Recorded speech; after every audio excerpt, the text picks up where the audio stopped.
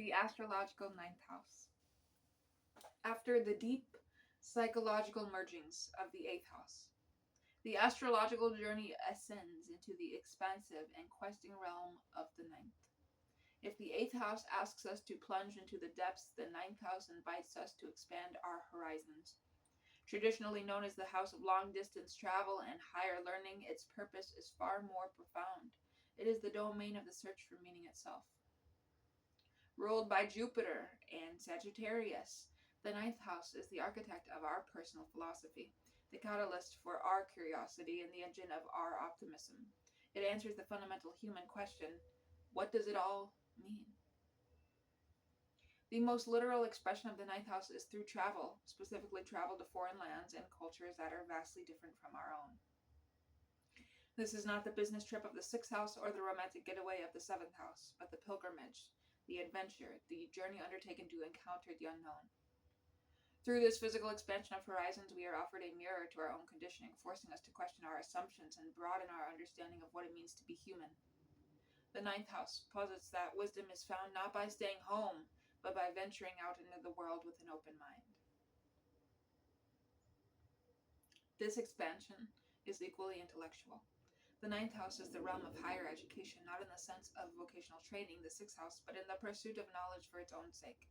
It governs universities, philosophy, theology, law, and ethics. Any system of thought that seeks to create a grand narrative or a bigger picture understanding of life, where the third house is concerned with basic facts and local information. The ninth house seeks to synthesize those facts into a cohesive philosophy, a personal belief system that can guide one's life. Planets in the ninth house often describe how we approach these larger truths and what kind of wisdom we feel compelled to seek. This natural progression from travel and education leads to the house's most important function, the development of a personal philosophy and a sense of faith. The ninth house governs our search for the divine, however we may define it.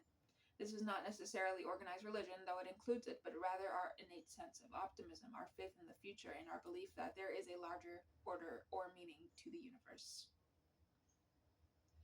It is the house of luck because it represents the confidence and optimism that attracts positive opportunities.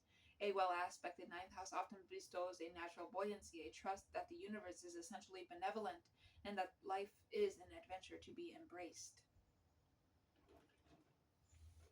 The ninth house is the domain of the prophet, the guru, the teacher, and the explorer, figures who point the way towards new horizons. It represents the urge to share one's discovered wisdom, to preach, publish, and philosophize. This is the house of publishing, broadcasting, and long distance communication, all with the aim of spreading a message or a truth that can enlighten others.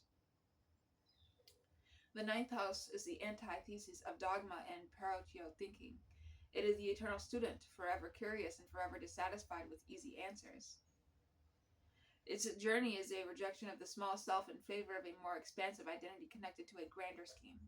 The ninth house teaches that knowledge without meaning is empty and faith without experience is blind. It urges us to travel, both externally and internally, to read, to learn, to question, and to synthesize until we have built a personal cathedral of belief, one that is strong enough to support us through life's challenges, yet open enough to allow for endless expansion.